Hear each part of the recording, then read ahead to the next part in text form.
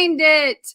Oh my gosh, you guys, let's toast early in the morning. I know this is a mimosa, hold the orange juice. It is my birthday.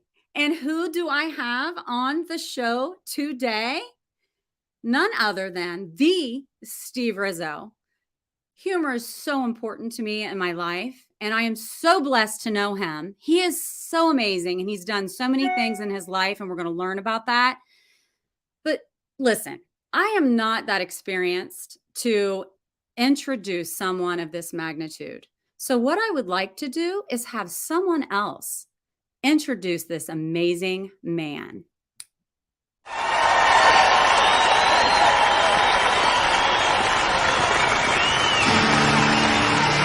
Hi, I'm Drew Carey, and you're about to experience something very special. Met him, he was a stand-up comic, and now he's a speaker who's been inspiring people all over the world. I'm proud to be here. Please welcome Steve Rizzo. Steve Rizzo's in the house! See what I told you, folks? Drew Carey is a much better introduction to this great man than so I will take it. But now what we're going to do, and stick with us, we're going to roll a little intro for Steve, and he'll be with us in just a second.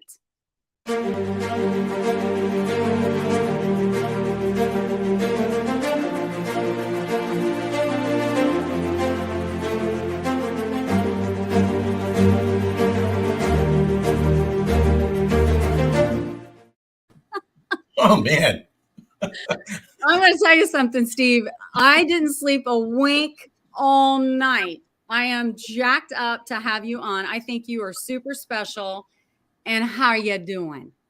Well, I'm lost for words, and that's pretty much impossible.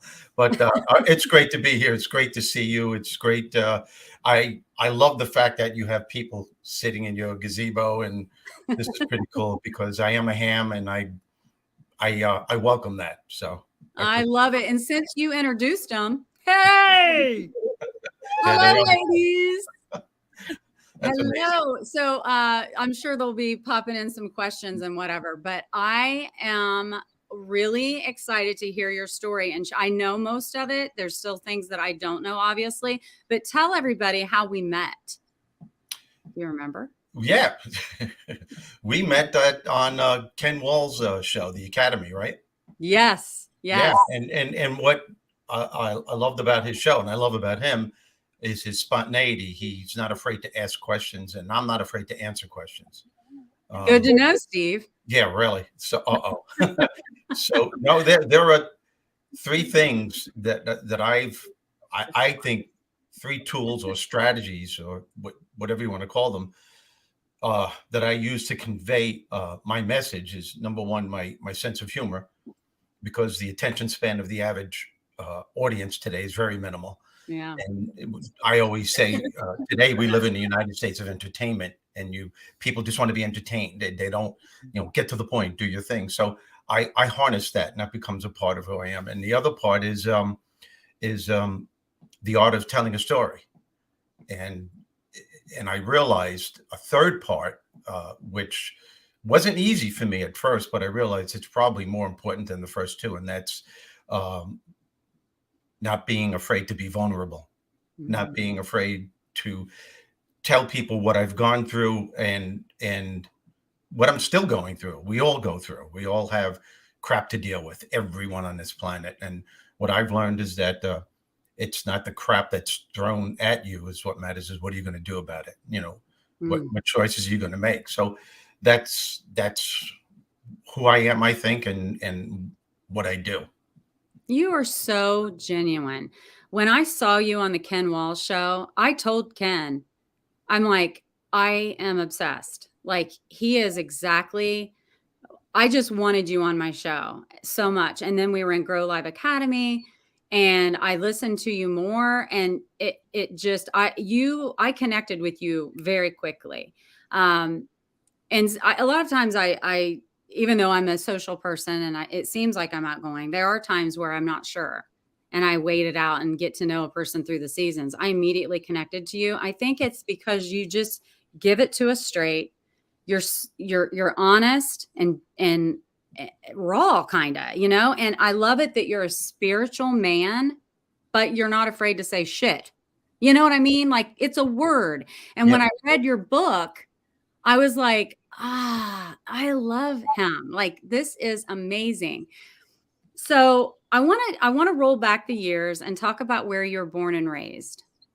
I was born in Brooklyn, New York, which is where I got my attitude, and which is which has gotten me into a lot of trouble throughout the years, but it also got me out of a lot of trouble. So I was born in Brooklyn, but at the age of 6, my family decided to move out east to Long Island. So I was raised in the best of both worlds, because on weekends we would go back to see family, grandparents.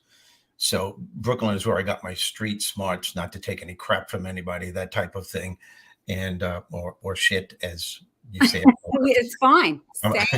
Little shit never hurt anybody. Yeah, but then we moved out east to Long Island when Long Island was just being explored, and I was raised on acres of land. I had a tree house. I picked blueberries and strawberries for my cereal when I was a kid, right from the woods that I grew up in. And so I had the best of both worlds, and very few people had that. In some respects, it was good, and in some it wasn't. Yeah. So that's where I was born. That's where I was raised, on Long Island, my whole life, until I started traveling. Then, as I said, I travel all over the place. Right. Well, I know Dr. Brian Cohen, who is probably watching this in his OR. The nurses were going to put you on. He is also from New York, and then moved in like the Brooklyn area, and then moved out to Long Island when he was like 4 years old. So right. I bet you he is identifying with you big time. I really would love you guys to meet. You guys would have a lot to talk about. Sure. But another person who's from New York, or maybe fictional, I don't know, but is Archie Bunker. Oh, geez, dear, I knew you were going to bring that up, huh? You guys, seriously? I know they're dying. I mean, like, what? Oh my gosh. How do you just pull that out? Like, it's 8 o'clock in the morning. That's amazing. I have no idea. I've always done impressions. As a matter of fact, it was quite embarrassing for my family, because when my aunts and uncles would come over, I did a perfect impression on not only how they talked, but how they walked. And you're talking to a 7-8-year-old, right? Awesome. And they would have to rip a man-bee. They would have to sit me down and go, Aunt Ronnie and Uncle Eddie are coming over. Please do not make fun of them. Promise I won't do it. As soon as they walk in, as they're walking in, I'm in back of them doing their walk, I know. And I love your bit about going through McDonald's in Long Island, and everyone that takes your order, all the women, like, do that. Oh, they have that Jerry Lewis twang to their face. If you go to a club on Long Island years ago, when I used to do that, or go to a bar mostly, and you're looking at these beautiful women, and they come up to you until they start talking. You just go, "Whoa, hi, how are you?" You want to buy me a drink? And oh, geez, help me, Lord, there. What's matter? You don't like the way I talk? Oh my gosh, that is so great. I'm trying to keep it together, but I mean, like, wow, that is really good. I know you can even talk like Rodney Dangerfield. Yes. And he was a friend of yours. Well, I knew him quite well. I used to headline his club in 1986, every weekend in 1986. And he was a wonderful guy. And, we used to sit at the bar after the show, and Rodney was surrounding himself with the other comedians, and that's how he wrote his material. As a matter of fact, I was with him that one time when he wrote that one line. He goes, "I'll tell you, I get no respect at all. The other day I told my son to take out the garbage. He said, 'You married her, you take her out.'" Oh my God, I love that. I learned that one. So we wrote stuff for him just by talking at the bar. Oh my God. And, he'd be writing it down, because he didn't have a recorder then and everything like that. They will slow down, for crying out loud. I'm trying to write this shit down. Now, let me ask you, did he really talk like that? Yeah. That was like his normal. Yeah. He would walk in and go, "Stevie, how you doing, Stevie? Okay, kid? All right. All right." Where was he from? Long Island. Okay. So, and Drew Carey, though, was one of your very best friends through comedy. Yes, he was my roommate when I did stand up, and yeah, we were very close, very close. Yeah. So Uh, go ahead. no, no, you go ahead. So I know where you're born, where you're raised, and where and what age did you? I mean, obviously at 7 and 8 years old, you were imitating people, and you knew that was like innately who you are, was to use humor, and you clearly are very observant of people. You know, Oh, you recognize their mannerisms. Oh gosh, maybe one of these days you can imitate me. I don't know that I want to see it. But you know, you're observant, you're smart, and then you decided at what age and how did you get into stand up like you did? um, I think I owe that to my father because every time he looked at my report card, he'd look at it and go, "What are you, a comedian?" After a while, it wore off. Um, I started doing stand up. First of all, I spent a lot of time by myself when I was a kid. I spend a lot of time by myself now.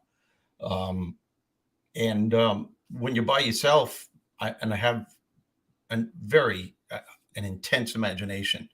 In my imagination, sometimes things were really real in my world. Mm-hmm. So I would have conversations with myself sometimes. And there were times when my mother would sit me down and just ask me if everything was all right.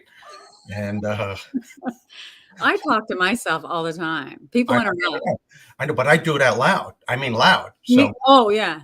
there were arguments. But Oh. to make a very long story short, when I started to go to college, I needed money to pay for my semesters and all the books and everything. And I played guitar back then, and I started playing with a friend of mine, and we became very popular. And around the New York, Connecticut, New Jersey area, I was making a lot of money. Just he and I, acoustic guitars playing every day. Wow. And in between sets, I would do some funny stuff, a lot of funny stuff. And because I do impressions, I would do Bob Dylan singing Elvis Presley songs, Elvis Presley singing Bob Dylan songs. And then the audience would yell stuff out like do Sylvester Stallone singing Feelings. And I would do all this stuff, So after a while, club owners, comedy club owners, now this was in the late 70s and going into the 80s. Comedy club owners were coming up to me and asking me to audition at their club, Catch a Rising Star, the improvisation. I'm going, no way. I'm doing stand-up. No way. And my friend that I was performing with, we partied quite a bit. And he eventually partied way too much, and he died from an overdose of alcohol and cocaine abuse. So I was on my own. So one day I was walking in the city with my younger brother, Rocky, go figure, Rocky Rizzo. And we called him Rocky because he was always getting into fights and getting his ass kicked. So we walked by Catch a Rising Star, which was the premier club, and it was audition night. So he said, why don't you go in? Just do your stuff. They only want you to do 5 to 10 minutes. I said, no. So I went in. They let me in. I got a standing ovation, my first audition. Doing comedy, like I've thought about, like I would be terrified. That would be the most hard thing to do on stage, I think, because even if you don't sing well, you can still sing. Yep. If you can't play a guitar that well, you're still strumming it. But if you like tank on like keeping an audience engaged with jokes, yep, that's like wah wah wah. Well, you nailed it. You nailed it. Yeah, because you need the audience response to continue.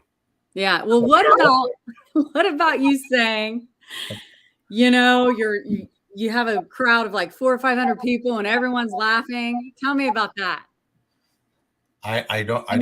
And then one guy isn't. Oh yeah. That's your ego. And every comedian does this. Because it's all about power on that platform. There's nothing more empowering than commanding an audience and the 600, 700, thousands of people, and they're laughing their asses off because of you. But because comedians have such huge egos, you could have 700 people in the audience and they're all laughing their asses off except for one person. And that one person, it could be woman or a man, it doesn't matter. That person's standing there like this going. What are we doing? We are not focusing on the 699 that are laughing their asses off. We're looking at that one person that is sitting there like that. And in our minds, as we're doing our routines, we're saying to ourselves, what the fuck is wrong with that? Are you serious? Will you look at this asshole? What the hell is he here for to begin with? He should be out of here. And it's amazing. So we get off, you get a standing ovation from the 699. And the first thing we do is approach the other comedians and go, did you see that idiot up front? Did you see him? And they're going, yeah, I noticed it too when I went on before you. And that's all we focus on. Like, why are you even there? But you know what human nature is, and you touch on some of this, in the book that I've read. I actually read it twice, but in life, we sometimes pay attention to the negative when we have a ton of positives, or in our lives, like look at what's mindset. So I think that's interesting too. Yeah. But before we get too far along, I do want to show everyone that I had 10 or 11 girls show up at my house at 7:00 this morning. So Lynn, can you pop that on? Because good morning. It's your birthday, Debbie. And we are here for a live listening party with Steve Rizzo. Steve Rizzo! Woo! What are we saying? Cheers! Woo-hoo! Good luck, Steve Rizzo. God love him. Woo-hoo! I'm telling you. And then, oh my gosh. Oh, hey guys.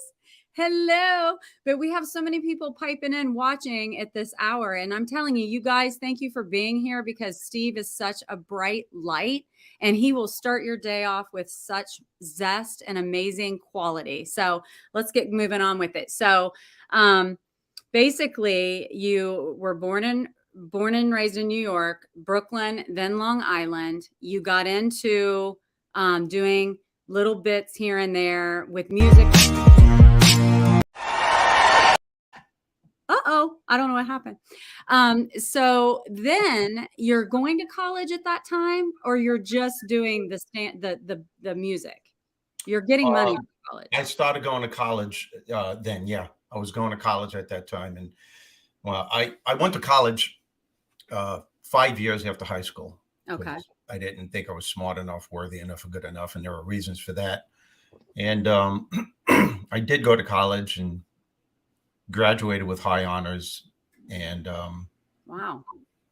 Well, it was amazing because I was voted least likely to succeed in my senior class in high school. Oh my gosh, Steve. And in eighth grade, I had a guidance counselor, tell me in front of my mom and dad. I was only 14 years old, and he was to prepare me for the rest of my school years, to prepare me for when I go out into the world. And he said, well, what do you want to be? And at that time, the only thing that was on my mind, that was always on my mind, even when I did stand-up, I said, I want to be a teacher. And he just had these files, because they didn't have computers then. Mm-hmm. And he had these files, and he looked at my mom and dad. He goes, well, let's just say that Stephen doesn't have what it takes to go to college. So my mom and dad, as wonderful as they were from the old school, they figured this man's got to know what he's talking about. Look at his title, guidance counselor. If he doesn't know, who does? And I believe him too. So not only did I let this idiot tell me what I couldn't do, he told me what I was going to do. So when you're exposed to negative labels like that, when you're a kid, you're not aware of what's happening to you. And then when I was a senior in high school, I saw this list that was on the desk in the guidance counselor's office, and that was going to be put in the yearbook. And, you see the list, and it was most popular, the nicest person and all that stuff. And I was on the list of least likely to succeed. And I realized as I got older into my young adult life, that those labels were the determining factors that led to the type of life that I was living. My philosophy was, don't try and you can't fail. You don't have to deal with the pain of rejection. Mm. And that's why it took me 5 years to go to college. But when I did, something clicked. And like I said, I graduated with high honors. And then I went back to the same school where I graduated from, where I was voted least likely to succeed. And I was a counselor for kids with behavioral problems, and I taught English for 2 years. And then as I was teaching in the school system, I was doing stand-up playing my music and the comedy at night. And then all of a sudden, comedy clubs started opening up all over the country. And I just went on the road. I quit the school system and went on the road. Always followed my heart. Sometimes I didn't even think things out. I would just go, yeah, that's what I'm going to do. And the other teachers were telling me, what are you doing? At least take a leave of absence. No, I'm not coming back. I know where I'm going. And then at the pinnacle of my comedy career, after 20 some odd years, I left and became a personal development speaker. So. Yeah. And that is so interesting to me that I want to delve into that a little bit more. But I almost forgot to ask you this earlier in our conversation. You talked about you spent a lot of time alone as a kid, and you still do today. As a child, why do you think that was? I think it's because I knew I was supposed to. I always had a sense that there was something within me. I didn't call it my higher self then, but I do now. And which is why when I wrote this book, which took me 7 years to write, Conversations with Bob, I just felt the urge to give Bob a different name, a friendly name, someone that a person can talk to. As a matter of fact, Bob says that to Bernie in the beginning. When Bob finds out that he's talking to God, he goes, I didn't mean to call you Bob. He goes, no, I like that name. I'm going to use it. It's more friendly. I want people to know that they can talk to me as a friend, which I am, blah, blah, blah. So I always thought, I guess on an unconscious level, that there was a part of me, which was the only part of me that understood me. And I would have these conversations, and I just took that part with me unknowingly. It's now I realize it. And I talk to that part of me still to this day. And it has the answers to all of my questions and solutions to all of my problems. Those solutions may not come right away or the answers, but I know they're going to. So, and everyone can do this. So that was my next question, because I feel like somehow you at a very young age, and like you said, you didn't identify with what it really was, but you knew there was something, and you liked to be alone with your thoughts and your own conversations. But some people, it just seems like are able to do that, to connect with their higher self. Balloons are falling off the back. Cheers. To find who they are, like connect with their higher self, like you're saying. And I so 100% believe in that. And over the last few years, I've been on that journey too, Steve. And as you have said very eloquently, we all have stuff to deal with. No one's a perfect human being, and there's things that come in and out of our lives, and we have to process it and figure out who we are and deal with life's challenges. We all have them. But I feel like there's something about you. And even that when I very first met you, that's unique. And so now as you got older, and you guys, what he was talking about was Bob. Now cat's out of the bag. Conversations with Bob is God named Bob by the other character, Bernie, in the book. And I'm going to tell you something, you guys. This is not just, it's not like a religious book. It's a book about spirituality and to help you improve. A lot about law of attraction, right, Steve? Yes. Yeah. And it's just really cool. And I wanted to ask you too, is Bob or Bernie in any way a character kind of who you felt like you used to be, or is it someone else? Yeah. Bernie, I started Bernie, an exaggerated me. Okay. And I realized as Bernie was being created that he had to be ultra negative, because I believe everyone on this planet has an inner Bob and an inner Bernie. Your inner Bernie resides in the negative zone, where problems get blown out of proportion and challenges turn into emotional havoc. Your inner Bob, as I said, is the part of you, your inner Bob is the ever-present antidote to the firewall of fear that your inner Bernie insists is real. Okay. So Bob is the higher part of yourself that has the answers to all of your questions, solutions to all of your problems. And Bernie is the one that just goes crazy when he's confronted with a challenge and says, why isn't life working for me? Why does everybody else have what I want? I knew I shouldn't have even tried this. I should have played it safe. This isn't going to work. Nothing's working, and on and on and on. Never realizing that you're creating a self-fulfilling prophecy, because that's how the law of attraction works. You know, the more you focus on your lack, the more that you're going to get back. The more you focus on that your life isn't working, the more your life won't work. Like attracts like with the, law of attraction. And you really do become what you think about day in and day out. But Bob reminds Bernie throughout the book that everyone on this planet, regardless of race, religion, creed, social status, or gender, has innate common sense strategies that they're born with that they could use anytime they want to. And these strategies can take them to a better place personally and professionally. But it's just that we get so caught up in the shit of life sometimes that we're not aware that we can tap into these part of ourselves, or that they're even there to begin with. And that's what this conversation is with Bob. He shows Bernie what the secrets on how the law of attraction really works, and he puts it in layman's terms. It's heavy metaphysical stuff, but it's put in everyday language where that's what I love about it. Yeah, it is so cool the way it's written. And I want you to talk about how you got to the place, because you've written other books, and I'm highlighting Conversations with Bob, okay? Because I've read it, and I've read it 2 times because I'm obsessed with it. It's so good. But you'd written other books. Well, wait, before we get there, how did you take the change? How did you decide to walk away from stand-up when you were hugely popular? You were opening for big names that we recognized. No, big names were opening for me. That's what I meant. So, like, give me an example of how that all went down and how you walked away. Well, okay. My opening acts, Chris Rock opened for me. Seinfeld opened for me a few times. This is before they were famous. Rosie O'Donnell, Drew Carey, blah, blah, a whole lot of them.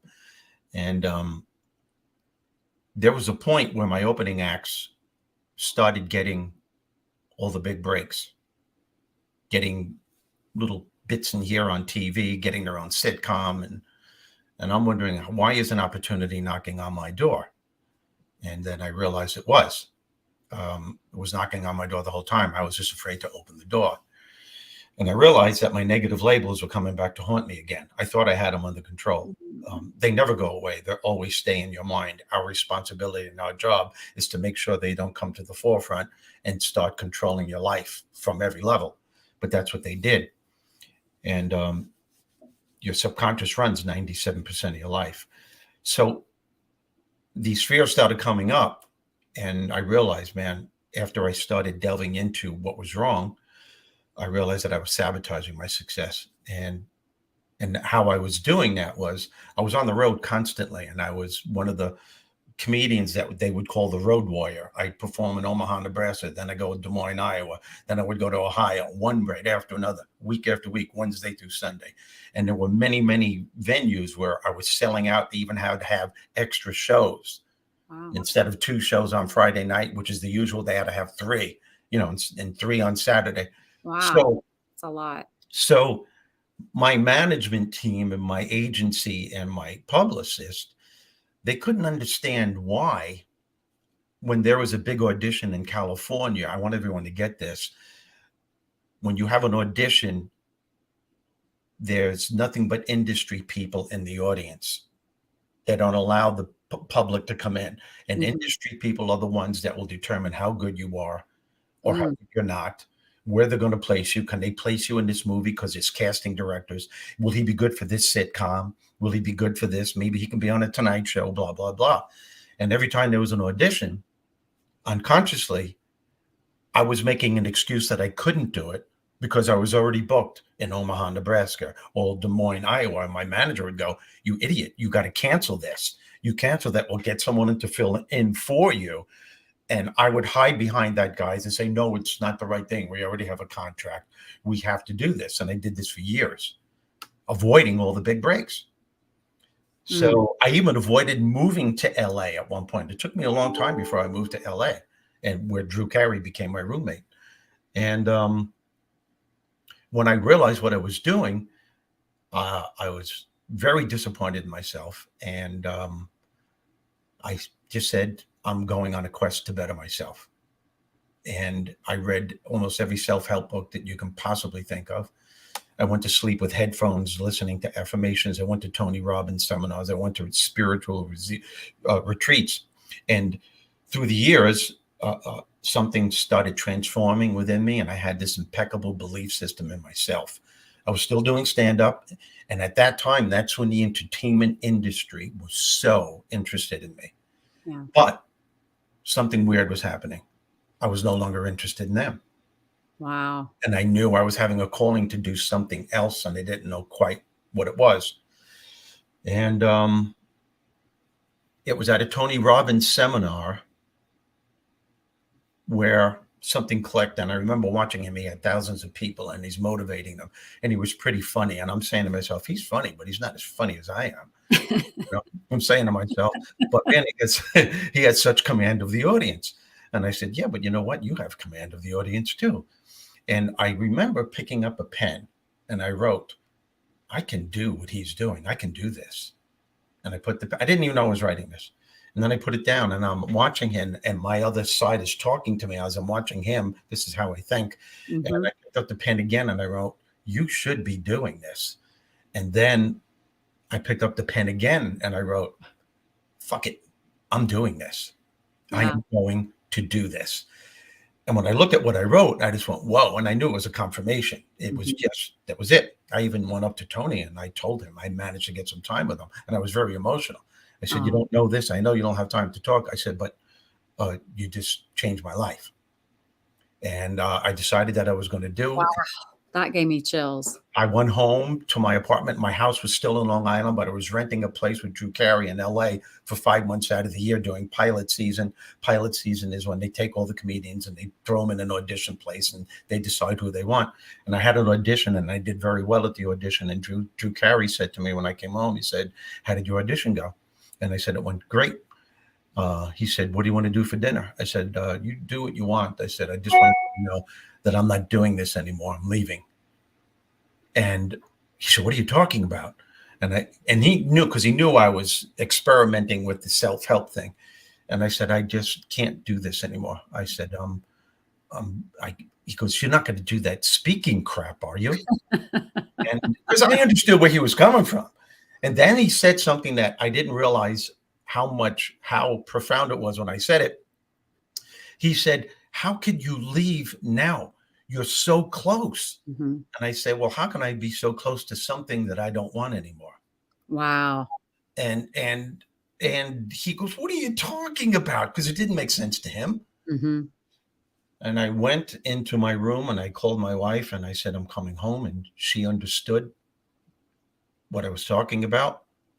And the next week, I told my manager, I told my agent. My manager tried to sue me because he invested so much money in me. I know I hurdled quite a few people. But I knew if I didn't make this stand, I would never do it. If I would have become the star that I thought was going to happen, I might not have done this. And again, it's 2 years of talking to this higher part of me. But I was frightened, scared like you wouldn't believe. And the next week, I got on a flight from California to JFK in New York, and I started this career. I still did stand up for 3 years after that, but I was booking myself. Oh, yeah. But at that same time, I was investigating the speaking thing. And I knew I had to gradually drop one. And before I know it, that's all I started doing was speaking now. That is an amazing story. And the thing that is bizarre to me, as I listen to you talk about all that you've done and how you took the shift. And that word is your word, shift. It's not one where you could use it. I can use it. You shifted into a new career, but how did you? So I know what you're saying. You sabotaged yourself. You could have been the most beloved, well-known comedian ever, but you continued to sabotage yourself. And in your brain, you were still thinking about, I'm a 14-year-old kid, where they're saying the least likely to succeed, resonated in your brain. And you told yourself that. But how did you get out of that hamster wheel of least likely to succeed to make the jump? That was when the higher self, listening to your higher self, started to kick in, when you shifted to speaking? There's a lot of answers to that. And just to go back just a second. Yes, I was on my way to becoming a star, I guess, but I don't know necessarily if that would have happened, but I knew that's where I was going. It was obvious. Because you were already really. Exactly. But it's a matter of self-recognition. And I dared myself and challenged myself to find out where my fears came from, because they were very profound and they were ruling my entire life. Yeah. And the only way you can do that, and a lot of people say, don't do that. Why would you want to go in the past? Well, I think it's important to go in the past to find out where your fears came from. The key is don't stay there. You just can't stay there. And that's what a lot of people have a tendency to do. Yeah. And I created this thing that I've done when I used to spend time by myself, and I don't do it that much anymore because I don't feel there's a need yet. But every now and then I do. I call it time traveling. And it depends upon a profound amount of meditating and spending time with yourself. And I would sit in a chair or in my bed, sit up with pillows propped up in back of me, my legs crossed. And I would just start thinking about my life in first grade, because I have an incredible memory, which is a blessing and a curse. Yeah. And I remember actually started remembering where the negativity came from. And when we moved from Brooklyn to Long Island, I was too old to go to kindergarten when I moved to Long Island. And I never went in Brooklyn. So they threw me in first grade. Oh, geez. And I didn't know ABC. My mom and dad never taught me that. They never taught me addition, simple subtraction. So if you're not taught it, no, you don't know it. Well, no. And I remember I had a jolt during my meditation experience. I'm sitting there, and I remember my first grade teacher hitting me in the back of the head with a red pen, saying, "What is wrong with you? What is wrong with you? You should know this." And with this big red pencil going, "This is wrong, this is wrong, this is wrong," and doing this over and over again. And I remember standing there as a little, 6, 7-year-old, whatever, however old I was. So I did the same thing from first grade to second grade, and the same thing was evolving. But then again, some great stuff happened too. This is where I found out my talent. In third grade, this teacher we had, I even remember her name, Miss Orbit, and she was into theater. And she was the teacher that was in charge of having school plays. And I starred in 3 of the school plays. So that's when I found out my talent. And she allowed me to be the comedian in the class. She never stifled me. She looked at it as a humor break for the class. That's amazing. She would embrace me. Yeah. At the end of every school day, and told me how much she loved me. Oh, and that makes me. Oh my God. Yeah. That's And so to hear sweet. that. And, oh my God. We have a teacher, Heather, who is that type of woman, who's watching you right now in my backyard. And she is that type of teacher. Like, it is so important. What a lesson to everyone listening. If you're even with our children, you shouldn't berate them like that, No. And you got to be careful as a teacher. And when I was a teacher, I was a really good teacher. And I missed that even when I did stand up. I always missed the teacher part of me, which is why I left stand up to become a speaker. Yes. And there's so much so I want to get into what happened then. You were doing all these different things after you left comedy, doing comedy as your own, booking yourself little gigs here and there as you wanted. Building your life with speaking, teaching, and all of the rest. But what happened to you? I don't know how, but there was a very big weight that came over you, and you left New York, I believe, and went back out to the West Coast, and you were trying to really find yourself. I really am interested in you sharing that with us. And that was the precursor and the conversations with Bob. Yeah. That was the lowest point in my entire life. It was I initiated the divorce after being married for 34 years. And I just, I don't want to say it's a pitfall, because if you're following your higher self, and sometimes you don't know if you're following your higher self or the other part of yourself, which is the negative part, the ego, or the big mouth inside your head, or as some people call the devil. Which one are you listening to? And devil may sound a little melodramatic, but if you listen to it, there will be hell to pay. And it's hard to distinguish, because sometimes they all make sense. But anyway, I just knew the last remaining years of my marriage, that something in me was being stifled. And I don't look at my marriage as a failure. I think when marriages end, it doesn't mean it's a failure. It just means that it lasted as long as it was supposed to. And I made the decision to leave. What made it even more difficult is that my ex is the greatest person on the planet. Everyone in the world was against it. My family, her family, friends.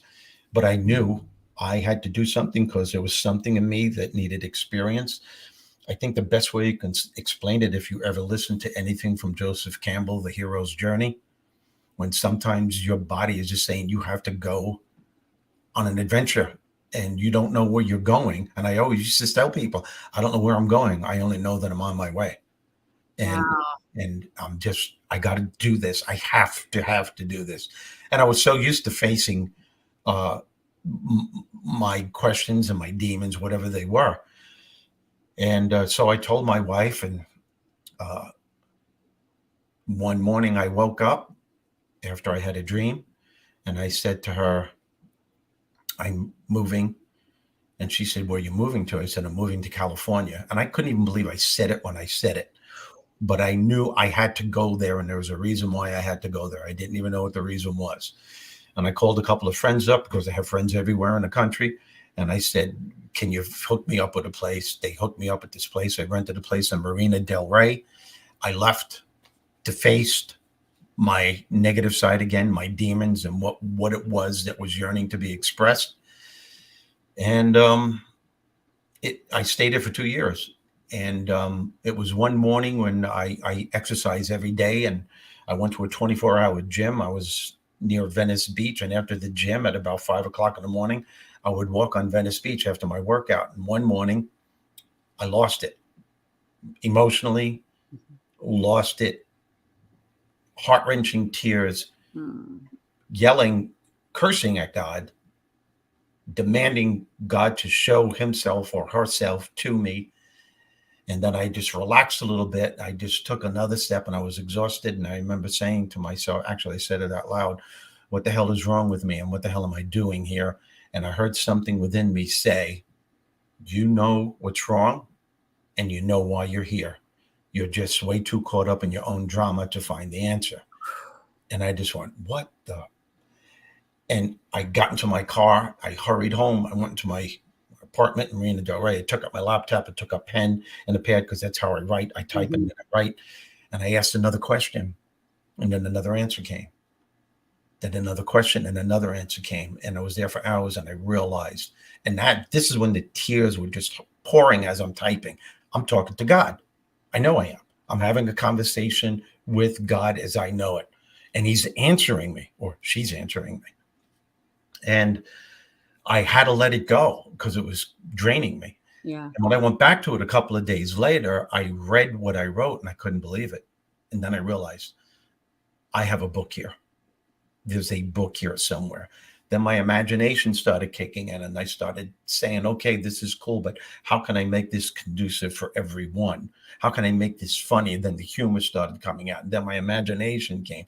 Then Bernie came in, and I was Bernie, but be it just exaggerated version. And yeah. And that's why God called me to leave and go to California. In my view, the book would have been written, because again, I wouldn't have been able to face what was going on. And you have to be able to do that. You can't go the next step unless you're dealing with the shit on the step that you're on. And I knew that. and I knew what I was going to go through. And it's just like, oh no, it's like going to a dentist knowing that you're going to deal with some pain, but you have to do it. That's right. So, wow. I mean, you guys listen to this story. I mean, my goodness. And it took you some time to write this book. And every time you felt like maybe it was complete, what would happen? Bob said, no, it's not. And I would have arguments with him. I said, what do you mean? It's my book. And then all of a sudden they go, okay, it's your book. Sorry. Yeah. And speaking of the book, okay, so I did something. The girls don't know what I'm doing. But anyway, pick a number, Steve, from 1 to 10. 7. Jen Likens, you want a copy of Conversations with Bob, Jen Likens. Okay, now take them down. Pick another number from 1 to 10. 3. Three. Okay, we'll do this again later. That's fun. So, this is so good. And knowing what you had gone through to write it and to also just make it so that anybody can read it and get something from it. And one of the things is at the Grow Live Academy, I had taken notes that night and I kept the notes. You had said, putting your happiness on hold. Yeah. You tell me about what makes you say people put their happiness on hold, and give me an example let's enlighten people with your wisdom. Let me start off by saying that I am blessed. I have been blessed my entire life. I think we all are. We just don't realize blessings when they occur. I have been blessed to learn my life lessons from people that I meet. And a lot of these people are incredibly famous today. Mm-hmm. So when I learn a lesson, and when there's a double whammy when you're teaching that lesson from what you learn from a famous person, people love to hear that. But I learned something from talking to people, and it's indicative in this country. It's a sin if you continue doing this, because you're committing the ultimate sin on yourself, is when you put your happiness on hold, and people are unconsciously aren't aware that they're doing that to themselves. What I mean by that, we have a mindset in this country. I'll be happy when. I'll be happy when I achieve the goal. I'll be happy when I get to where I want to go. Right now, there are too many changes taking place in my life. Too many things aren't working the way that I want. When things calm down and things start going the way that I do, when I get the respect and appreciation that I deserve, when I start making more money, that's when I'm going to enjoy my life. And I'm not going to do it 1 minute sooner. I'll show me a thing or two. Well, what you're doing to yourself when you're saying this is that you're putting your happiness on hold, because on an unconscious level, you're telling your subconscious that your happiness is dependent upon something that has to take place at some point in the future. And that's insane, because that'll never happen. Happiness will always be steps ahead of you. Oh, yes. The time to enjoy yourself is in the now, in the moment of whatever it is you're trying to achieve. When I say achieve, I'm talking about the everyday things, whether you're cleaning the garage, taking the dog for a walk, you're putting the dog on your lap because you can't keep him in the house somewhere. Oh, killer. Yeah, you guys, so sorry. I've got the Chi-Chi whip because she wanted to. You're sorry. Well, yeah, she's been really good. But yeah, I've got the Chihuahua because she wanted to. And it's your right to enjoy yourself, whether you take care of the kids. It's your right. Yeah. Don't wait for the goal to be achieved. And we do this on an unconscious level. You people, and this is why we do this. I said it earlier, and this is so important. Your subconscious runs 97% of your life. I call the subconscious the genie of your soul, because whatever you say to it, it will respond. It will answer you. And when you're feeding it with conscious thoughts, it becomes a part of your unconscious. And the more you do it, the more it becomes a part of who you are. And this is what people do. And I'll give you a perfect example every day. People go through the course of the week at work, let's say, for example, and it's Monday, and they start saying to themselves, oh, this is going to be one of those hectic days. I knew it. This is absolutely ridiculous. You know what? I'm not getting the respect and appreciation that I deserve. I'm going to take it easy right here. When the weekend gets here, that's when I'm going to enjoy myself. I'll deal with the shit that life is. So right. Yeah, that's what they do. Okay, so they do this. Now, when you say that, The genie of your soul, your subconscious that runs 97% of your life, is saying to you, okay, your wish is my command. If you're going to wait to be happy until the weekend gets here, I can wait, and you're going to wait with me. So now let's say the weekend comes, and some people might be saying right now, well, won't I be happy when the weekend gets here? I doubt it very much, because that mindset, that thought process stays with you. So now the weekend will be there, and now you might be saying to yourself, why can't the kids leave this house just for at least 3 hours? If the kids would just get the hell out of the house for 3 hours, then I can enjoy myself and I can have peace of quiet. Why is it that when I'm home, they have to have the lawn mowers and the leaf blowers going 24/7? There's always something. And the whole time, happiness is eluding you. And this is committing a sin on yourself, because not only is it affecting your peace of mind and your emotional ability to enjoy your life, you're affecting family members and friends. Trying to achieve something, trying to fulfill a dream is hard to fulfill if you're constantly annoyed and you can't take time out to say early in the morning when you wake up, I'm going to enjoy myself. It's so true. And so do you feel like, I know Bernie was an exaggerated version of you. Were you annoyed a lot? Yeah. Like everything got like, ugh. Everything. I would pray for a peaceful day, and then I would get in my car and start cursing at everybody in traffic. And that's what Bob says to Bernie. Yeah. And because remember at the beginning, Bob screams at Bernie, and remember he breaks down and he's crying. Yes. And Bob says, you seem to be a tad upset with me. And Bob is purposely asking that question because he knows he's got Bernie to confess what's really bothering him. And that's what Bernie says to him. You never answered my prayers. Yeah. I prayed to you. I begged to you. I got on my hands and knees. Do you know what it's like to see everybody in your inner circle to get what you want so much? And you keep trying, but you're not getting. You never answered my prayers. And Bob just leans back and he lets Bernie absorb. And he goes, I did answer your prayers, Bernie, but you pray with the same negative attitude that you have about your life. He goes, what do you expect? A miracle? And remember, Bernie says to him, isn't that what you're supposed to do? Aren't you supposed to create miracles? So then Bob says, haven't you ever heard the saying, God helps those who help themselves? He goes, yeah, I heard it my whole life. He goes, you know what that means, Bernie? You have to meet me halfway. You can't expect me to do anything from you unless you're willing to make a choice to help me along the way. In other words, you can't ask for peace of mind and get annoyed at every person you see throughout the day. It's not going to work. I can plant the seed, but you're constantly squashing the seed possibility from manifesting with your negative inertia. It's you that's doing it to yourself, which is why Bob tells Bernie, you are the creator of your success and happiness, period. Yes. And when you said praying with the same negative attitude that you live your life in, and you do hear people say all the time, oh, I pray and nothing, this book is just everything. Pick another number from 1 to 10. 8. 8. Kim Hirsch just won. Oh my gosh, it's such an amazing story. And knowing, I was really emotional when I read it. And I think, I read it after I'd met you and had that connection too. And as I was reading it, I had taken notes and things like that and which the way he said it, the way Steve, you set it up is in 4 parts, but I love how you separate each section with high points to remember.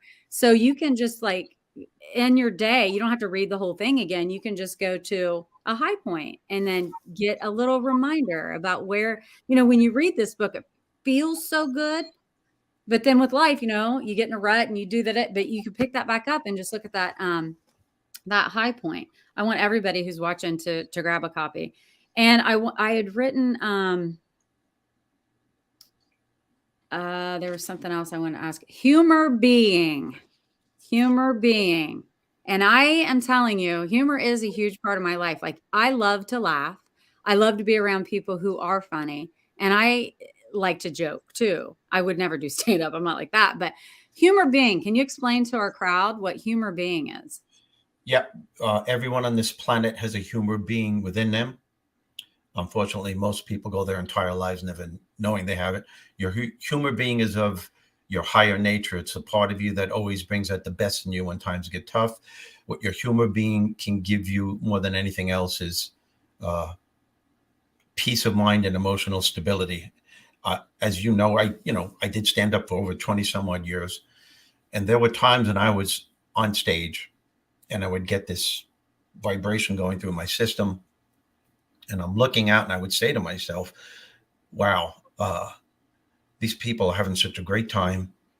And I know for a fact that there are people out there going through some challenging times. Maybe they're going through a divorce, having financial difficulties. Maybe they're a loved one or inflicted with some kind of illness. But for that hour that I'm on stage, their challenges and their problems they're not owning them. Why? Because they're simply allowing themselves to take time out to laugh. And that's when I coined the phrase, laughter is the pit stop in the rat race of life, and that it gives you enough emotional fuel and repairs to get back into the race again. Yeah. But the initiative and the proficiency by which we allow ourselves to laugh comes from what I call your humor being. The more you use it, especially during challenging times, you're sending that message to your subconscious, and the more it becomes a part of who you are. And before you know it, your humor being is that part of you. And it doesn't mean you're not going to go through challenging or painful times in your life. Of course you will. But your humor being is, as Bob says, the great bounce back factor. And if you can harness that and allow it to become a part of who you are, life becomes easier. And you're healthier. And you had talked about what happens in our body when we laugh. Oh, yeah. Oh, yeah. You ignite endorphins, and you have a brighter outlook and as to how to handle any challenge. And it is amazing. I proved it to myself that even if I always say, suffering may be unavoidable, but just suffering can be avoided. And it's a matter of, wait, say that again. I love that. Suffering may be unavoidable, but just suffering can be avoided. And what that means is you owe it to yourself at some point through your suffering, whether it's the loss of a loved one or whatever it may be. You owe it to yourself and people around you in your circle to shift your perception to perhaps, instead of cursing what life is currently throwing at you, to bless the things that you still have and what life has given you. And this comes in time, of course, and it's different for everyone. But I think a big mistake that people have when something horrible is happening to them, that they refuse to allow themselves to suffer, because suffering is just as important as laughter. It's part of the healing process. Yeah. But you have so many people say, oh, I'm not going to cry. If I cry, I'm never going to stop. Well, good. That's why you have that gift of suffering and crying and heart-wrenching tears. It's a release. You're admitting to yourself that you're hurting. Yeah. You're admitting to yourself that you're human. You're going to hurt. And that's a good feeling that you do, because that means you care enough. So if you go into it from that perspective, allow yourself to let it out. And when you do, you're releasing it more and more and more. And as time goes on, you owe it to yourself to see the healthier aspects of life, the humor. Maybe you'll see something where your two children are playing and one of them says something to the other that will make you laugh. But because you're hurting, you're unconsciously saying to yourself, well, I have no right to laugh now because I'm still hurting. No, that's bullshit. You have every right in the world. You have every. That is so true. Yeah, exactly. Yeah. That is so amazing. I've done that. Yep. I've done that where, like, I'm sad. I shouldn't be laughing at that. I shouldn't have a moment of happiness because I'm sad about losing. No, that's your higher self. That's your human being going, yes, that's what you're supposed to. Wow. That's big. That's huge to me. Wow. Okay. And then another thing, like, I just wrote a few little snippets, but like, jealousy is a destroyer of the spirit. Yep. And, that said a lot to me too. I don't feel jealous of people. I love to see, I like to build, I really don't, but I feel like it hurts when someone else is envious or jealous or whatever, of you, and it does. Can you say something about that that's wise? Well, That's it's not just jealousy classified as a destroyer of the spirit. It's envy, despair, self-doubt, overwhelm, anger, hatred. All of those are destroyers of the spirit. And jealousy, though, you have to be really careful because, and it's understandable because you want so much in life. And when you see people that are close to you that have what you want, you can put up that guard and become jealous. And you know you're becoming jealous when you're trying to pick that person apart somehow, some way. When you say, how could the person have that? They don't deserve it. They really don't deserve it. Or that person was lucky. And there's no such thing as luck. right. There's no such thing. We make our own luck. That's, and you make your own luck by your thought process, by what you're constantly thinking throughout the day, because what you think is what you get in life. That's the law of attraction. But if you keep thinking other people have what you want, jealousy is going to seep in. And the key is you have to become aware of what you're doing and just be grateful that that person has that. The cool thing about being grateful for that is what one person has, you can have as well. And what you should do is find out why that person does have that, because maybe there are steps that you need to take to get what it is that you desire, whether it's a goal that you want or a relationship that you want, or start questioning, well, what's keeping you from getting it? Sometimes people don't do that. Some people just say, what are the steps that have to be taken for me to get it? Not realizing that they should say, well, I know the steps to get it, but what is it that I'm doing that's keeping me from getting it? Mm-hmm. That makes sense? Yeah, that makes sense. It does. And just even like with you shifted from what you thought you wanted to do to something else. And all of us can look at things that other people are doing, and that you might be jealous of what they're doing, but it might not be our gig. And we all have our gifts that we can go figure out us first, figure out what we want first. Because I think sometimes you think you want what someone else has, but do you really? What do you want? Yeah. I know, I don't know how I could talk to you forever. But I know, and I got to value your time too, but I know If you keep going, if we're in a position where we can, oh my gosh. You have a group of people there waiting. I have time. Do you guys have any questions? What's the question? We've had several mimosas. I know. Okay, but I don't understand. They're freezing. They're freezing up. So you have, hey, I'm talking here. Mm-hmm. You have a podcast, your own show. Yeah. And you're on LinkedIn and you're on YouTube and you're doing all these. How's that going for you? And what made you decide to go into that? I wanted to promote the book, and Bob always comes to me somehow, some way, saying you need to do this and need to do that. That's so I created my video podcast called Hey, I'm Talking Here. And we have like 15, 16 episodes already. It's doing very well. It's every other Thursday at 7 p.m. Eastern Standard Time. You can see it on Facebook streaming or YouTube. And if you missed the live version, you can always look at it afterward. It's on this Thursday, as a matter of fact. Oh, yay. Okay. 7 p.m. And I have a co-host, Eric Bam, who's really, really good. And it's an entertaining show about empowerment. It's about how to get to a better place in your life, personally and professionally. Yeah. And now I'm starting, it hasn't started yet, with Ken Walls. He approached me and wants to do a podcast, which we will be launching soon, called Conversations with Bob. That's so cool. Which is going to be stuff beyond the book. And that's amazing. Well, so I asked you about Bernie, but what made you think to name God Bob? It just popped into my head. There was no thought process there, because when I was writing it, when Bernie lands in this place that he thinks is heaven, he meets the gatekeeper and he says, "Hey, pal, when did I speak to the big guy?" And he goes, "Who?" He goes, the Almighty, the Light, the Force, Superman, Wonder Woman. Hey, pal, I want to talk to God, or whatever you call him around here.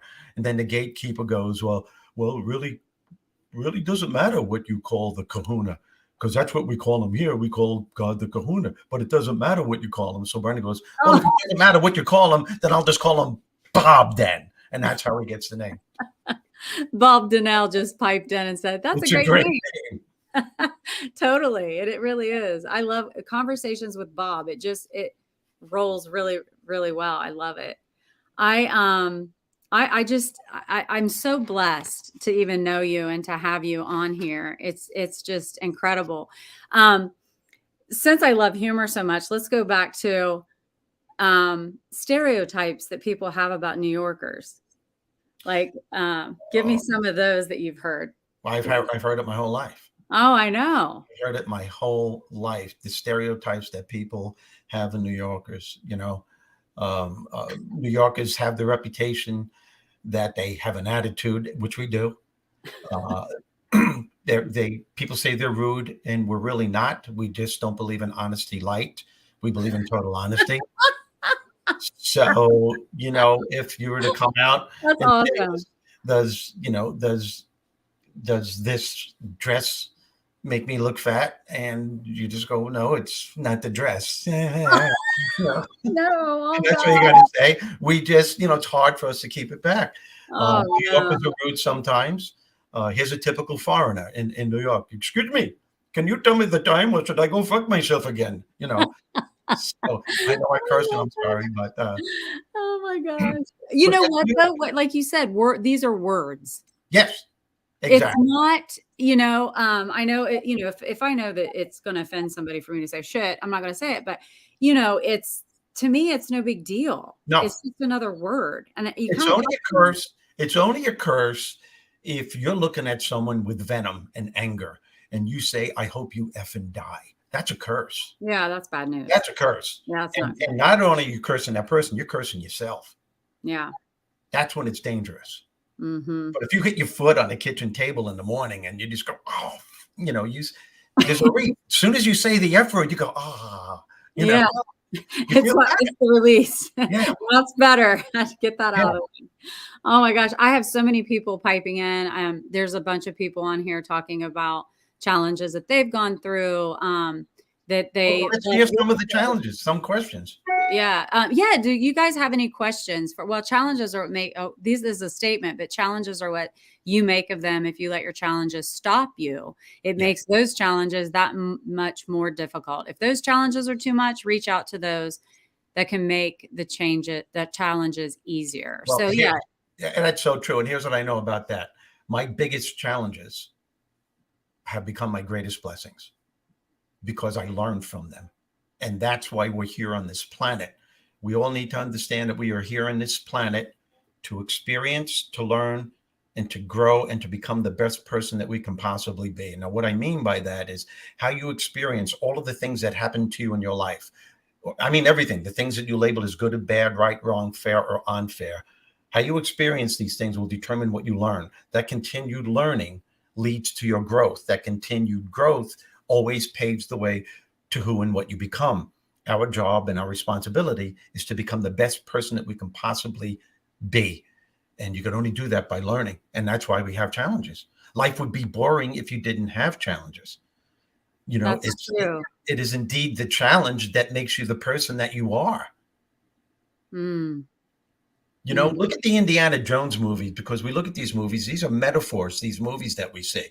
You look at an Indiana Jones movie, and it is indeed the challenges that he has to go through to get that artifact that makes the movie worthwhile, that makes his life worthwhile. What would you do if you saw that movie and within 30 seconds of the movie, you see Indiana walking down the street, he looks right to the alley and he sees the artifact right there, he picks it up and he goes home? The show was over. You'd feel pretty ripped off, wouldn't you? Oh, yeah. Without a couple of whip cracks and all this crap that he has to go through to get it, which in turn establishes his persona, his strength, his belief. It's the challenges that give him those qualities. Without life's challenges, you don't become anything. You can't become anything. It's boring. Yeah. That's true. I've even thought it's an exceptionally beautiful day today. I mean, no humidity. bright sunshine, even with weather. If it was like this every single day, you'd be like, oh yeah, it's what it is. It's what it is. Yep. But, you know, get some rain, get a tornado, everyone, you know, it's like, wow, these, you really appreciate, you know, thing. That's not what you're talking about, but you know, you can put it It is that what it line is. of thinking toward everything, mindset, you know? Yep. And I loved when you said that the challenges and learning from them and looking at those challenges as kind of like a favor that you've had to go through this so you can now become a better version of who you are now. Yep. And Yep. in your own words, how do you feel you versus you then and how you are now? What's the biggest change of evolution toward for yourself?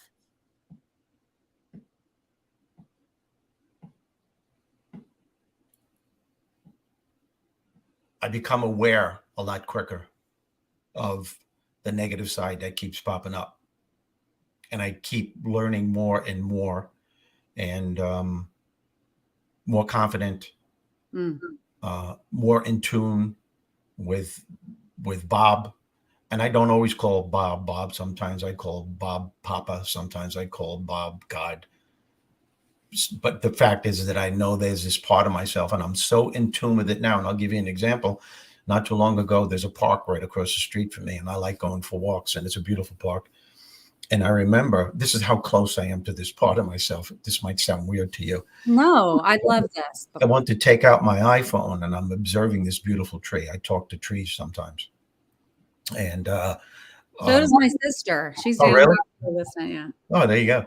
She's like, So there I am admiring, and I said, wow, Bob, this is something beautiful that you created. Thank you. And I'm in this incredible moment, and I took out my iPhone to take a picture.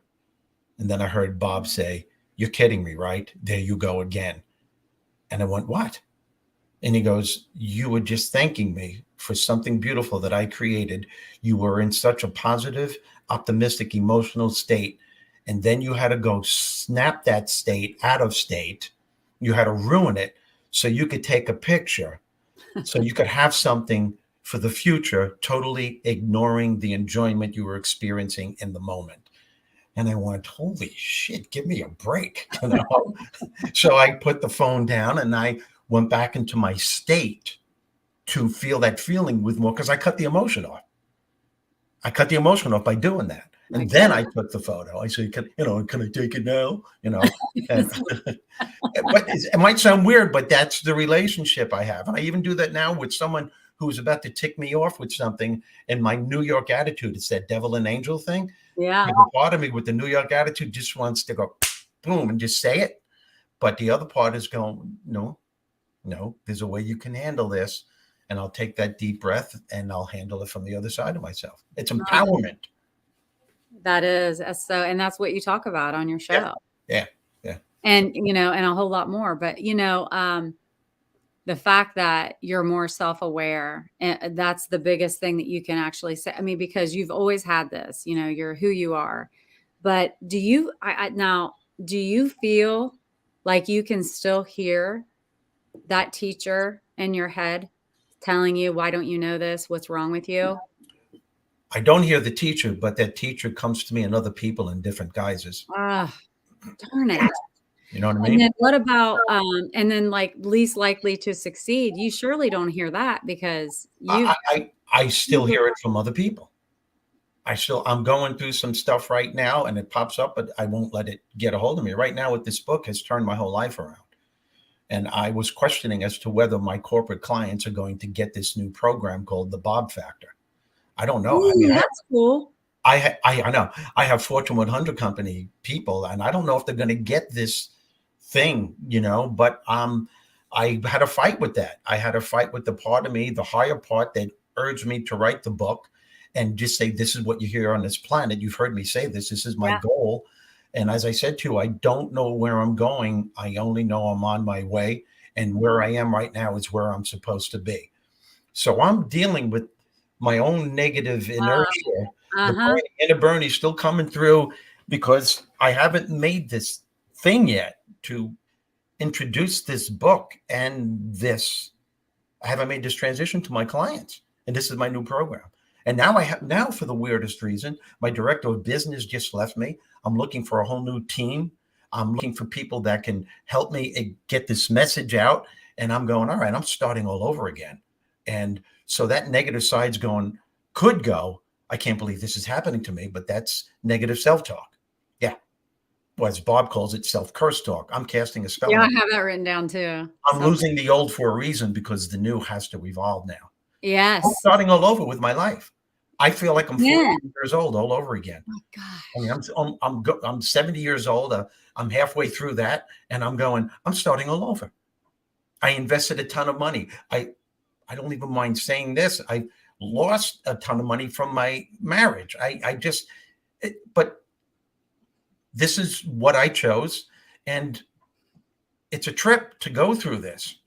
It's a good trip, and it's even more empowering to know that the big mouth inside my head, the ego, the devil part is still there, and it always will be. It'll always be with you. It will. The key is you just got to go, I know you're there. You're not going to do this to me. You don't do. Sometimes I'm driving. I'm saying, or you got to get out of the driver's seat. As a matter of fact, get the hell out of my car. Yeah. That's the one you want to go like that too. Yeah. That's where humor helps a lot too. Yeah. So I'm reinventing myself all over. Yes, that's amazing. Oh, I know. It's exciting. Where people my age now are retiring. I think for a lot of people, retirement is a death sentence. To a lot of people, it's good if you have something great that you can do. But right now, I'm looking for a team. I'm looking for social media people, and I know it's going to happen. I know they're going to be here, and I'm interviewing people now.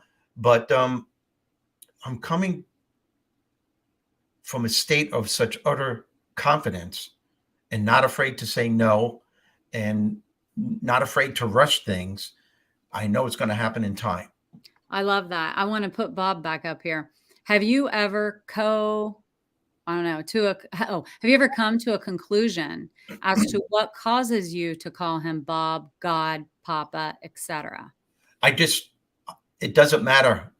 As Bob says to Bernie, it doesn't matter what you call me, just as long as you know I am here. And sometimes I'll just start talking. I don't have to say, hey, Bob. I don't have to say God. It just flows out the state that I'm in at that time. I just talk. And I'll go for a walk and talk. What do I do? Did you call a grandfather, a Papa? Did you call anyone else Papa in your life? I called my dad Pop. Pop. My grandkids call me Pop. My son calls me Pop. And sometimes I'll go call Bob Pop. Sometimes I'll do that. I don't think it's I don't think it's the name that's important. I think who are you talking to? Who are you communicating with? Mm-hmm. So I think that's important. Everyone should have that conversation. Mm-hmm. If there's something I'm trying to create, I'll go through the day. I did it before we went on the air here. I will ask a question like, hey, you know what? What if my corporate clients did get this idea? What if the Bob factor started taking root? What if my corporate clients started buying hundreds of copies of books for their people? How would that make me feel, Bob? And then all of a sudden I go, holy shit, that would make me feel good. That'd be amazing. And remember what Bob says to Bernie in the book, feeling is the prayer. You got to go into prayer believing that it's going to happen with an unshakable doubt. You can't your mindset before, during, and after prayer is crucial. So when I'm in prayer, I start off with what if this happened and I actually see myself making it happen. Yeah. Actually, I'm hearing the client say, hey, you know what? I read your book. I want to buy 200 copies. Mm-hmm. And when I smile, I start getting into this. And that's imagination is what makes it work. As a matter of fact, I have a quote from Albert Einstein in my book, which I know you laughed your ass off at. I actually have and it says, Albert Einstein says, I once said that knowledge is limited and an imagination encircles the world. Mm-hmm. And Einstein tells everybody, this book can encircle your world. And imagination does encircle the world. Everything starts with an imagination. Everything. As a matter of fact, I know a story about Jim Carrey. If you don't mind, I'd like to tell you. I love it. Bring it. Love it. He was on Oprah. And this was at the beginning of his becoming famous. And this is what I mean by the law of attraction and how your thoughts create your beliefs. The beliefs you have about anything in your life are formulated over a period of time through a consistent way of thinking. And this is important to know because your beliefs write the story of your life. So Oprah said to Jim Carrey on the show, is it true that you already knew that you were going to be who you are today? And he goes, absolutely. And he explained, he said he would go to Mulholland Drive every night when his day was over or after he did a comedy show at a club. And he'd sit there by himself and he would visualize how his life was going to take root and how it was going to expand and how the name Jim Carrey was going to be worldwide known. Listen to this. He even went as far as writing out a check for himself in the name of himself for services rendered in his career for $10 million. He said, and I will receive $10 million. And he gave himself 10 years to get that $10 million. And he did it on Thanksgiving Day. He folded it up in little pieces, put it in his wallet. 10 years later, he forgot. Wow. He forgot on Thanksgiving Day. He forgot that check that he wrote out was in his wallet. That's and his manager called and told him, hold on to your seat because you are now going to get $10 million for the movie Dumb and Dumber. I love that slapstick. He took the check out and he looked at it and it was like, he remembered he wrote it 10 years ago. This is a testament to we actually have more power over our lives than we realize. Yep. And that's what Bob says when you read the book from cover to cover. He promises you that after you read it from cover to cover, you will realize how much power you have over every aspect of your life. And he says, I'm not bragging. I'm just saying. I'm just saying. I'm just saying.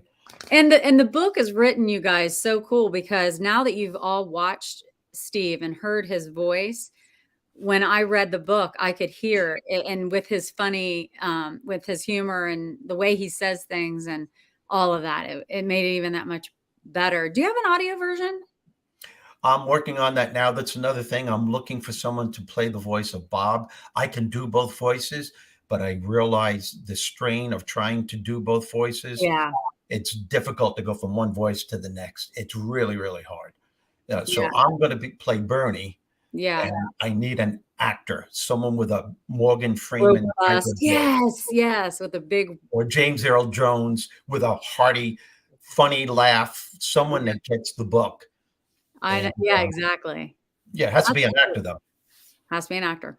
So, so if you want anybody to start blowing up his podcast saying, I can do a little voice. I can really do a little voice. So, okay. So what I want to know from you, because the show is called Find It. And I think you are you should be my poster child for it because you have found it. You continue to find it.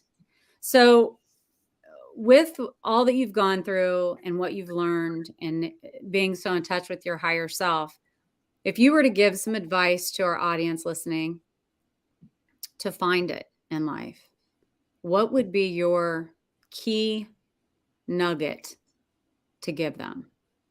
It would have to be two things. Okay. If I can. Yes.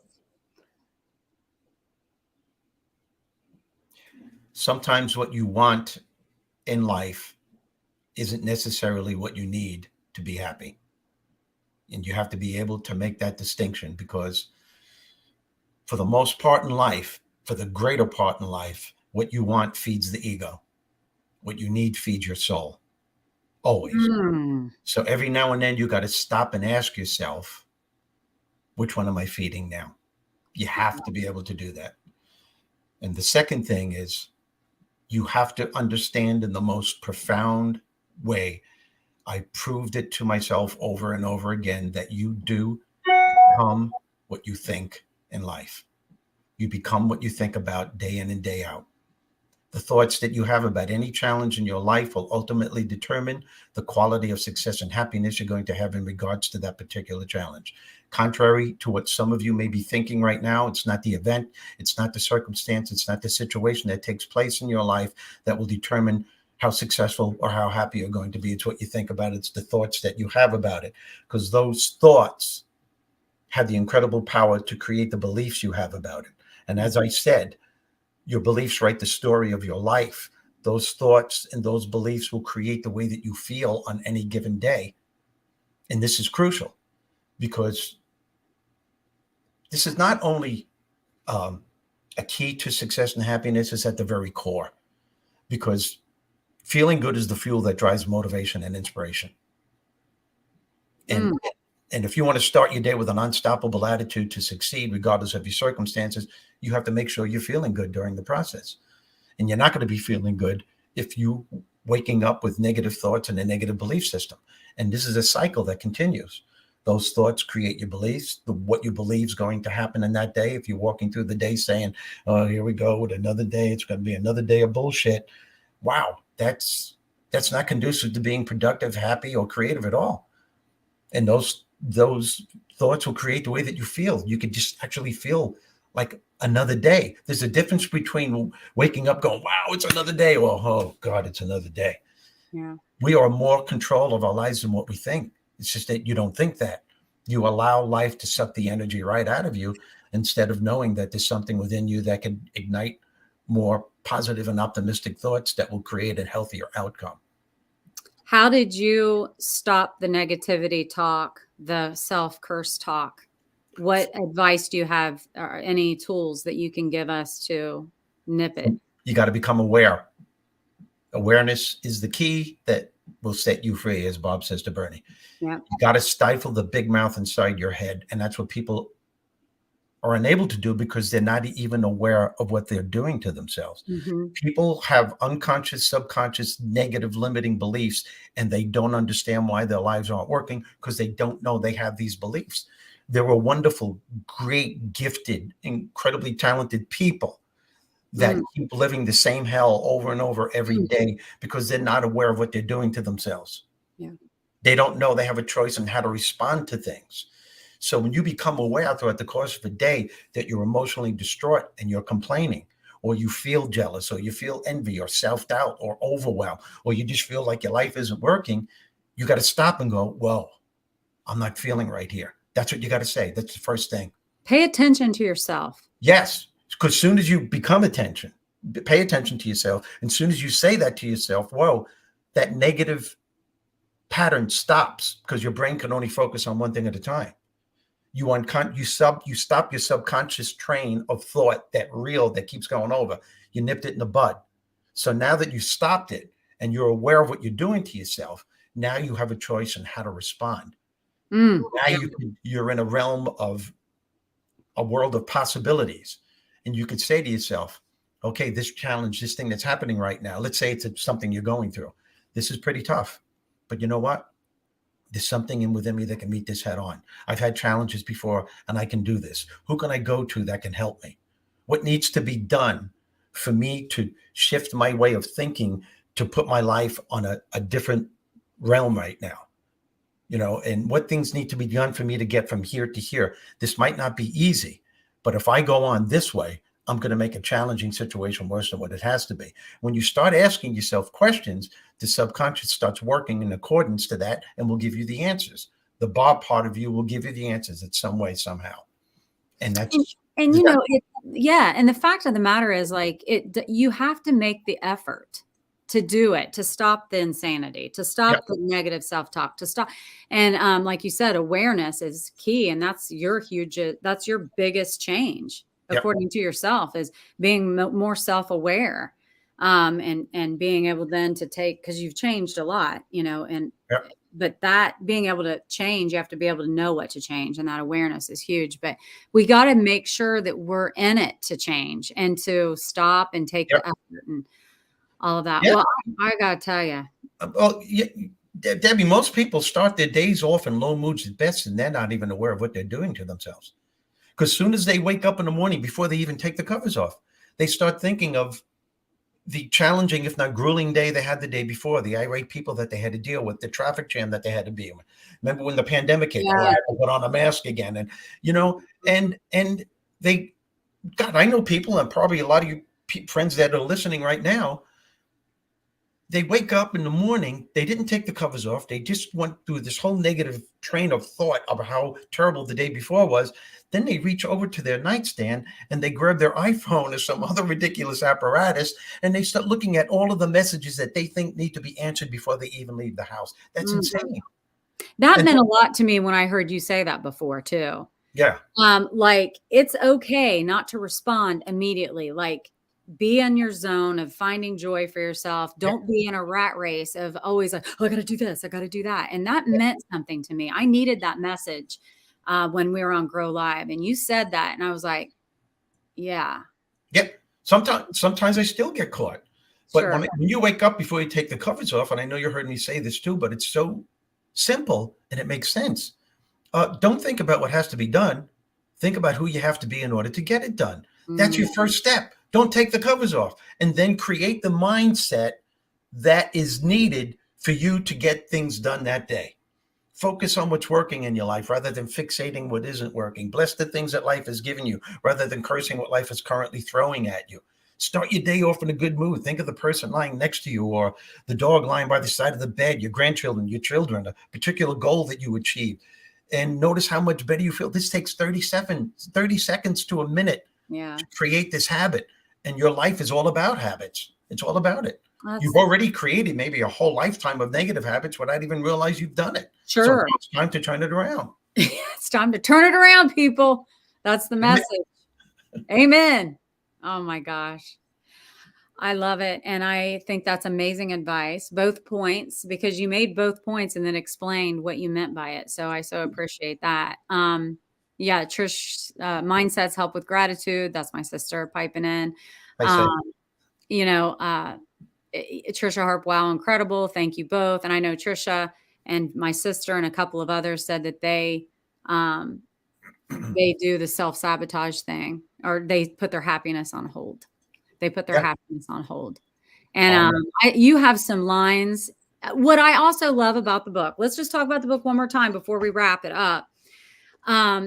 I want the Bob factor to be picked up, and it's going to be. But Conversations with Bob is written in such a way that it has humor and it's an easy read, but there's a whole lot of context to it. And the way you quote some people, but then you have Bob's quotes as well. And you use Bob's name because you honestly say that quote came from Bob, God. Yep. So you guys are going to have to check it out and let me know when you get it. And if you buy it on Amazon, make sure you give him a review. That means a lot to him. And I just want to know, is there any closing statements you would like to make to our audience today, Steve? I am on a mission to get this message out. And I think every one of you that are listening, if you so choose, can be a part of the mission. This has nothing to do with ego. It's about making this place we call planet Earth a better place to live in. And if you can make a slight difference in one person's life, then you've made a difference, because you never know what that one person can do with other people. So if you can, if you like the message, if you've embraced it, just buy the book, get into the message, read it thoroughly all the way through. And I think the greatest gift that this book has to offer, and I could say these words because I didn't write it, Bob did, is that you could use it as a guide or a companion. Some people are already using this book and they're putting it on their nightstand. They read a couple of excerpts before they go to sleep, and before they wake up in the morning, they read a few more, and it enables them to start their day with an unstoppable attitude. So you can be a part of this mission. You can be a part of getting this message out. And that's all I have to say. We could all be a part of this. I'm just, and boy, don't we need that. Yep. Don't we need these types of messages the way it is right now? Let's just be honest. You know, a lot of people are struggling. A lot of people are hurting. And, you know, this story is not just inspirational, it's educational, because it's teaching you. Yeah. And I so much appreciate you and what you've said and what you've done. And you are so good at what you do here. I mean, excellent. You've asked right questions. I appreciate that you gave me the time to say what I felt needed to be said. And I'm in the process now of creating a lot of stuff with this Bob thing. Just yesterday, I decided I want to do a Bob retreat, conversations with Bob retreat. I don't know how to do this. So if anybody has any ideas, by the way, I've had many ideas from people. Girls trip. You guys in? Retreat. Get it going. What a great idea. Oh, girls trip. Totally. That's a great idea. Yeah. Oh gosh. See, that's what I'm talking about. That's when you know you're connected to the higher part of yourself. You just say something and all of a sudden, yeah. It'd be fun. That'd be an amazing trip, a great retreat to go on to. A lot of feel good stuff, law of attraction, learn how to, and then, just be with like-minded people who want to be better. And then we can educate ourselves and then go out and meet new people and share that love. That's what the world needs right now. Yeah, Heather, they're all in. Okay. So you know what you need to do, Steve? Yeah. We need to get this retreat up and running. I'll be your first group. Okay. Sign up. I have like 15 girls that'll go. So we're in it. We're in it. You know, the thing that I lack more than anything else is the business aspect of business. I create what I feel needs to be done. That's why I just thank God that Ken Walls is doing this podcast with me, because he's so tech savvy and I am not. He's so social media savvy and I am not. He's so, I made suggestions to him about the show and he goes, no, we're not going to do that. And he said, let's do this. I said, okay, you're right. I know that's a key to success. Know what you can do, know what you're really good at, and let someone else do all the other stuff, which is why I'm creating a whole new team. So if you have any ideas about anything, you could email me at steve@steverizzo.com. And I welcome any kind of response. If there's anything I can do to help you in any way, let me know. Let's put this in the Steve@SteveRizzo. Steve@SteveRizzo.com. And just mention where you've heard me, where we've met, because that would help. Did I mess right that away? up? I don't give my email address out there. Right. Let me see if that's right. Len, you can pick this up and put it in the banner. Oop. I put an extra E in there. So take the E out. You guys get it? Take the E out. Steve@SteveRizzo.com. I did two E's. And I don't know how that happened. And if you That's really strange. I don't even know. I thought my name didn't have that many E's. Okay, dokie. What's my name? Who said that? Where am I? And you can get the book on yourinnerbob.com. It's a cool Innerbob.com. Let's see if I can do Bob. Your Inner Bob. Bob. Right? Your Inner Bob. Your Inner Bob. There's only 2 N's in that, Debbie. Thank you. I love it. Your Inner Bob. Bomb.com. Bomb.com. Who is Bob? Who's Bob? Let's see if this one turns out. I can't really see that well. I think that's they know. You don't have to write it down. Oh, Yourinnerbob.com. Yeah. It's the bomb. All right. This was you are interesting. You're so good at what you do. I appreciate Oh gosh, I'm just learning, but I so appreciate you saying that. And I love it. Yeah. And the reason I love it is I get to meet people like you, and I'm learning and I'm growing as a human being. And that's what it's all about. And if I can help you or anybody else I have on the show, that I'm so blessed to have you, I definitely want to promote your book. I definitely want to help you, because you know what? I believe in you. Wow. I believe in what you do. I believe in what you've written, your attitude, your heart. You may not be tech savvy. I'm not either, but you have a heart big enough to help people and write beautiful books and all of that. So I love it and I appreciate you. And with that, I want to tell our audience that tonight at 8:00 p.m., I have Bob Donnell on. He's a behaviorist and he's going to help us all grow and learn as well. So you guys can come back live at 8 p.m. Eastern and watch us then too. And a big thank you to Steve Rizzo. That's the best last name on the planet, Rizzo.